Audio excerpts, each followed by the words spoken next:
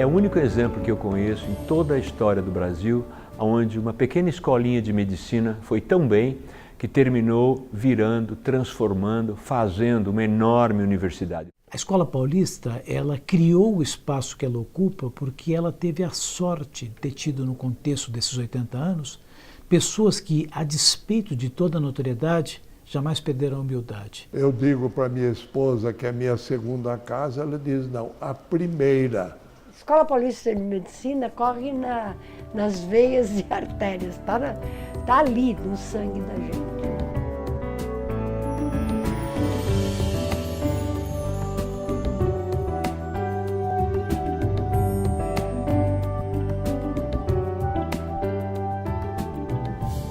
A Escola Paulista de Medicina começou um ano depois da Revolução de 32, onde São Paulo perdeu a Revolução Constitucionalista e um grupo de paulistas jovens à época resolveu que o estado de São Paulo merecia uma outra faculdade, merecia uma outra escola de medicina. O caso aqui é de uma escola médica que foi fundada em 1933, evidentemente, e que traz consigo, traz na sua história todas as dimensões deste lugar São Paulo, né? Deste lugar no Planalto, como dizia o Paulo Prado, que nos fazia, segundo ele, tão especiais e tão diferentes. Eram 31 médicos e 2 engenheiros, que eles pretenderam fazer um empreendimento que fosse autossustentável. Eram poucas as vagas de medicina no país, em São Paulo menos ainda, então muitos estudantes precisavam sair de São Paulo para estudar no Rio de Janeiro. Então a ideia era criar mais uma escola médica em São Paulo. Nasceu a Escola Paulista de Medicina, oriunda, por sua vez, de acontecimentos sociais inelutáveis. A Escola Paulista de Medicina não é uma aventura, nem uma leviandade daqueles que assumiram a responsabilidade de sua criação. Ela se ergue, pobre na simplicidade de suas instalações, porém suficientes, modesta na parcimônia justa de seus instrumentários, porém soberba na majestade de seu idealismo desinteressado. O nome inicial foi até Sociedade Civil Escola Paulista de Medicina. Pelo manifesto ficava claro que eles imaginavam um empreendimento autossustentável, ou seja, com a mensalidade que os alunos pagassem e que pagavam, seria o suficiente para levar o projeto adiante. É interessante que os alunos pagavam uma mensalidade, mas os 33 signatários que criaram essa escola, eles também pagavam. E eles pagavam na época 5 contos de réis. Essa escola cresceu rapidamente e frutificou, formando médicos para todo o país, altamente qualificados e dotados de uma formação ética ímpar, valorizando sempre a relação médico-paciente e humanismo. O primeiro ano do curso, que foi em 33, foi num sobrado alugado. Foi só em 34 que foi comprado esse terreno com um prédio na Rua Botucatu. A escola, por conta do capital social e político que o Otávio de Carvalho podia movimentar, conseguiu empréstimos junto à Caixa para conseguir o terreno no qual seria construída a escola e o seu hospital. Essa casa original da chácara foi dividida em leitos e era ali que era o hospital funcionava até a inauguração em 40. De armas vencidas e almas vencedoras, mal saía São Paulo de um desastre heróico que o deveria abater se fosse fraco, mas que só o exaltou porque é forte. Já na sua terra, terra ainda morna dos corpos que se esfriavam sobre ela, eijando-a, lançava-se há pouco mais de 3 anos uma semente milagrosa, a da Escola Paulista de Medicina. É por isso que se diz que o Hospital São Paulo é o primeiro hospital de ensino especialmente construído para isso. Porque os outros, as escolas existiam, os alunos iam em hospitais que já existiam, Santas Casas, geralmente Santas Casas, no Brasil inteiro. Aqui não, a Escola Paulista de Medicina falou assim, nós vamos construir um hospital para os nossos alunos. Era uma beleza e tinham professores maravilhosos, viu? Era um bom atendimento. Isso daqui cresceu porque tem a mão de Deus. Porque do jeito que faltou dinheiro... Daí começou a dívida da Sociedade Civil Escola Paulista de Medicina com a Caixa Econômica Federal.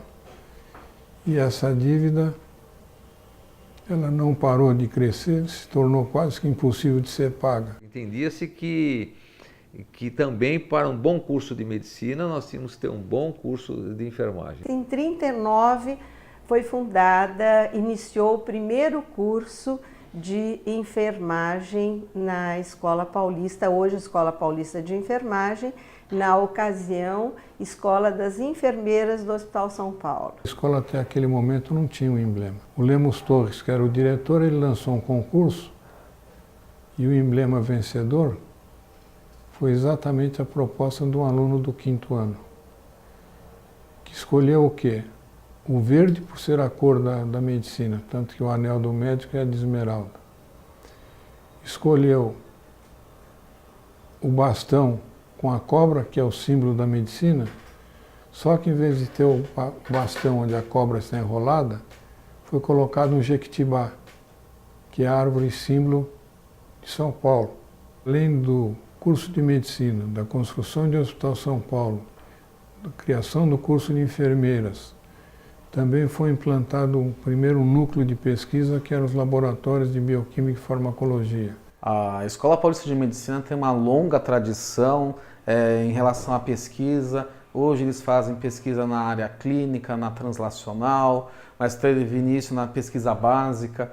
Aqui foi o núcleo formador dos primeiros programas de pós-graduação do Brasil. Tínhamos ótimos pesquisadores, os pesquisadores já tinham feito pós-doutorado no exterior, quer dizer, já naquela época, mais de 26 anos atrás, nem se falava em internacionalização, mas a gente já fazia internacionalização. E foram 2 mineiros, José Leal Prado, José Ribeiro do Vale, como a gente brinca, os 2 Josés, que acreditavam em condições que não tinham a menor, na verdade, condição, não era nem em condições, no porão do hospital, eles começaram fazendo ciência. Leal Prado, na reunião de Curitiba, da Sociedade Brasileira para o Progresso da Ciência, curiosamente, a qual eu estou presidente, ele lança a ideia da criação de um curso voltado para formar cientistas. Essa produção científica fez com que a Escola Paulista de Medicina, uma escola médica, né, se ombreasse às principais universidades do mundo.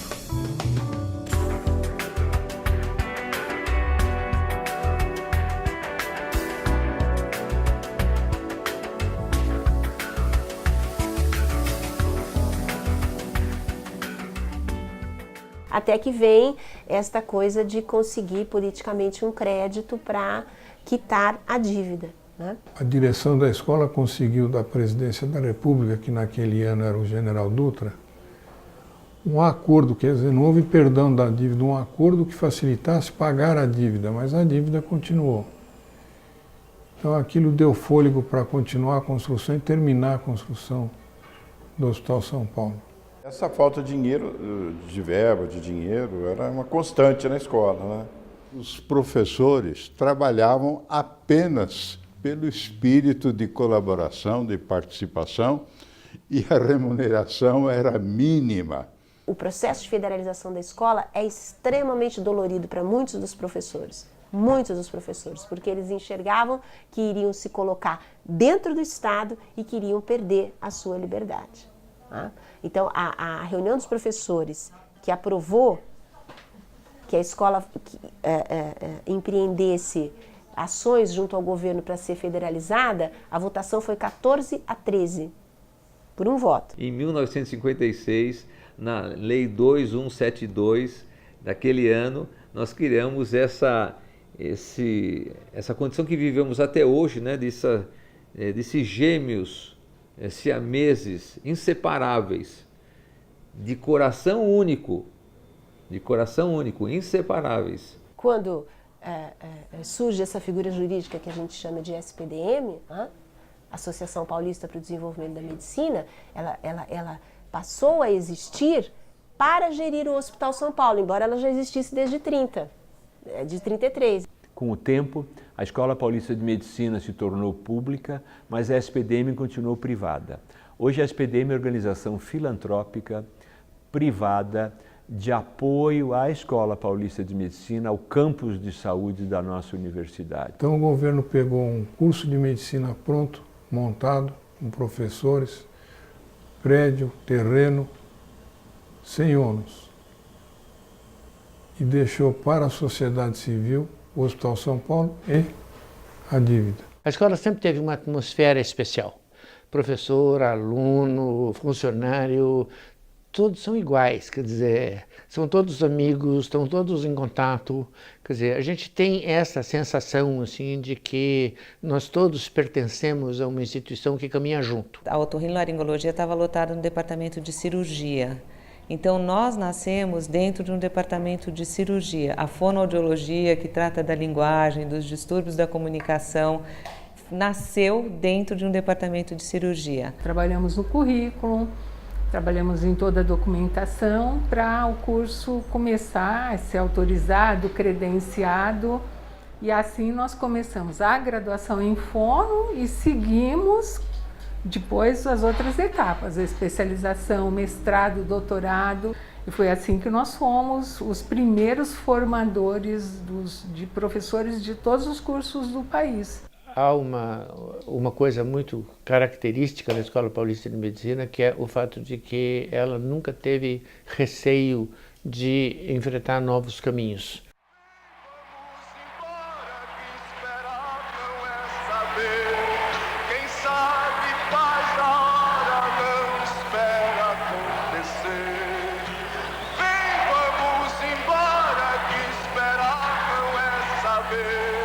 Viveu algumas emoções naquela época, quer dizer, não houve nada de grave com estudantes aqui, né? Mas houve um movimento que afastou o nosso diretor da ocasião, o professor Marcos Lindenberg, e alguns outros professores. Em 74 eu começo a ir para o centro acadêmico, diretório acadêmico na época, porque o centro acadêmico estava proibido, era muito vazio, muito pouca gente, havia muito medo, exatamente no momento em que a vida política, social no Brasil retomava com uma certa força a busca da liberdade. Você passa a ter uma visão muito mais realista, né, da situação e você passa a ter objetivos diferenciados também. Eu acho que é super importante essa participação política dentro do processo de graduação universitária e mesmo depois. O Centro Acadêmico, como é a entidade representativa dos estudantes, é o órgão oficial e representativo dos estudantes, ele tem a finalidade máxima de ser a voz dos alunos. Quem realiza o banho é o 6º ano, aí eles recebem os outros alunos bem cedo, 7h30, 7, 8 horas da manhã aqui na universidade. Eles recebem com baldes de água e molhos de estudantes antes de entrar para as aulas.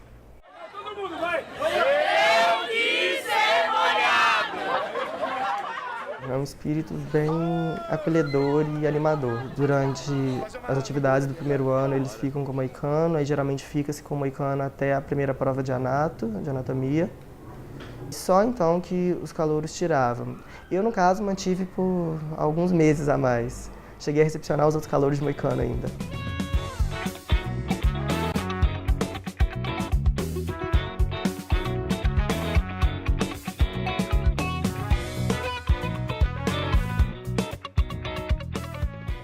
A Atlética ela foi fundada em 1939, oficialmente, né? Ela existiu como entidade, mas desde 1933 ela estava já vinculada ao centro acadêmico, né, como departamento de esporte do centro acadêmico, e a partir de 1939 ela virou a APB mesmo, que é a Associação Atlética Acadêmica Pereira Barreto. Eu acho que a Atlética hoje é talvez um dos poucos lugares na universidade que ainda tem aquela essência da Escola Paulista de Medicina de 1933, que era uma entidade fechada de poucas pessoas que tinham um ideal, que lutavam por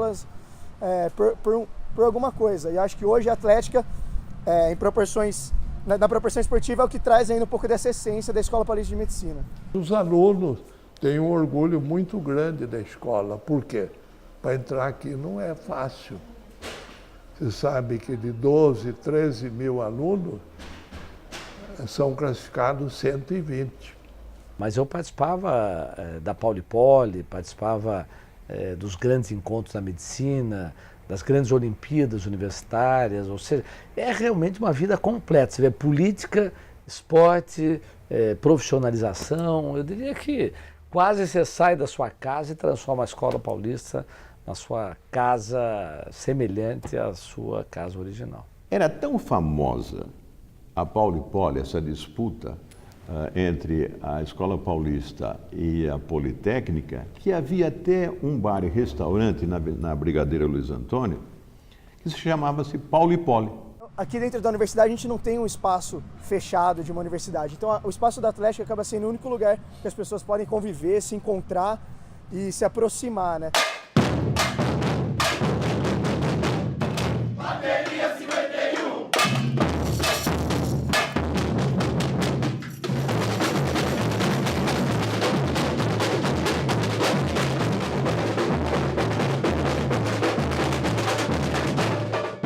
Todas as camadas sociais, desde as menos favorecidas até as mais favorecidas, elas podem entrar na universidade por meio dos projetos de extensão.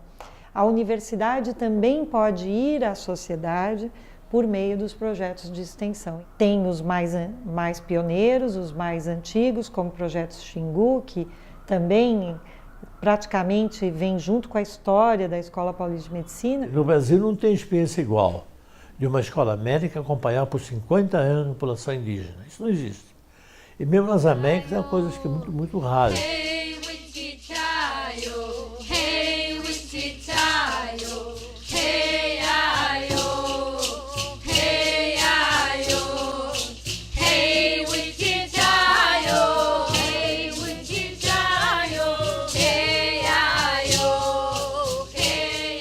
Nossa ideia é atenção à saúde. Aí você vai desenvolvendo pesquisa para poder avaliar a saúde, né? Você vai desenvolvendo projetos de formação de pessoal indígena para participar com a gente. Então formamos, a partir de 80, os primeiros agentes de saúde. Fizemos um convênio. Vamos mandar a equipe médica 4 vezes por ano, ou sempre que precisasse. Só acrescentar, a gente mandava. Ao mesmo tempo, começava um plano de vacinação.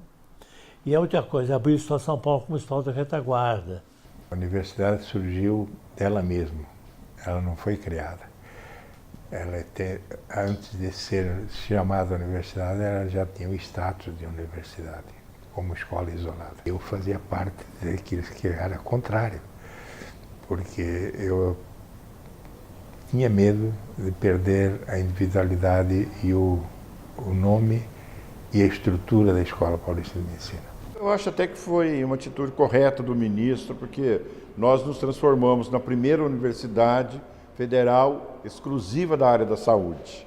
A Universidade Federal de São Paulo, ela só se tornou a universidade que é, só foi possível fazer essa expansão porque as suas forças originárias, né, lá em 1933, com a Escola Paulista de Medicina, puderam desenvolver de uma forma bastante competente, significativa, né, essa instituição que tem essa grandeza e essa pujança que nós estamos vendo hoje. É um dos polos de referência da saúde da cidade de São Paulo, do estado de São Paulo, e depois a Escola Paulista foi crescendo a sua influência para o Brasil inteiro, formando algumas das grandes lideranças da medicina brasileira. Crescemos, ficamos fortes, ficamos atrativos, o pessoal veio todo atrás dos frutos, não é?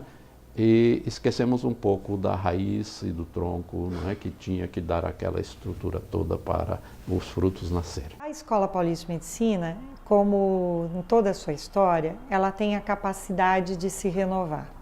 Ela se renovou em muitos momentos. Nós estamos lutando arduamente para resgatar a identidade da Escola Paulista de Medicina. A escola ficou realmente abandonada durante um período bastante grande, né? em função dessa expansão da Unifesp. Felizmente, a comunidade está imbuída desse senso de resgate da identidade da Escola Paulista de Medicina e está lutando por isso, e nós estamos tendo a satisfação de vermos a escola assumir novamente a sua feição, a sua face, que a caracterizou como uma das principais escolas médicas do mundo. A gente tem que dar lugar para os mais jovens e tem gente muito boa aqui, né? A reforma do currículo torna-se fundamental nesse momento e nós já estamos fazendo essa reforma, então é preciso que novos conhecimentos sejam inseridos de outras áreas, como por exemplo bioética, ética profissional, história da medicina, tudo isso é muito, gestão em saúde, tudo isso é muito importante que a graduação tenha hoje. Conseguimos criar o Centro de Oncologia, criar o Centro de Bioética, o Serviço de Verificação de Óbito, em parceria com o Hospital de Barretos, que é muito importante para a instituição, que é o maior centro de oncologia hoje da América Latina, parceria com as Forças Armadas visando o PSF fluvial, ou seja, atuação nas regiões ribeirinhas da Amazônia. Um futuro que possa inserir cada vez mais a Escola Paulista de Medicina e o Hospital São Paulo em políticas de saúde pública. Hoje, a saúde é a principal necessidade do cidadão e é muito importante que as instituições líderes possam influenciar em políticas públicas que possam ajudar a população a ter uma saúde de melhor qualidade e com maior acessibilidade. A gente tem essa obrigação de continuar o que eles começaram. Então, nós estamos fazendo nosso papel agora, os que virão mais para frente vão fazer o seu papel mais para frente e eu acho que eles teriam orgulho sim de nós, como nós temos orgulho deles. Eu particularmente tive o privilégio de conviver com esses professores, né, que foram muito importantes para a minha vida de médico e de professor universitário. Se não fossem eles, eu talvez não tivesse sido sensibilizado para a carreira universitária e não tivesse chegado a diretor da Escola Paulista de Medicina, cargo que eu assumi com o objetivo realmente de resgatar a identidade da Escola Paulista de Medicina num momento muito difícil da escola. O que representou nesses anos todos fazer parte da Escola Paulista de Medicina? Representou para mim a mesma coisa que para a enorme maioria dos EPMistas. É que a Escola Paulista de Medicina se tornou a segunda casa de todos nós. Eu fui nascido aqui no Hospital São Paulo. É um local do coração, eu vou morrer aqui dentro. Em 83, eu comecei a trabalhar aqui como marceneiro. Eu tenho orgulho, cada vez que eu volto lá, eu percebo que eu entro na minha casa, como se eu não tivesse saído. Gostaria de poder deixar para os que vão me suceder um pouco como Leal Prado e José Ribeiro do Vale e outros deixaram para a gente, ou seja, um patrimônio. Acho que o movimento de todos nós é para isso, para o resgate desse espírito de Escola Paulista de Medicina que é muito forte, né? A gente é igual o tracatrá, né?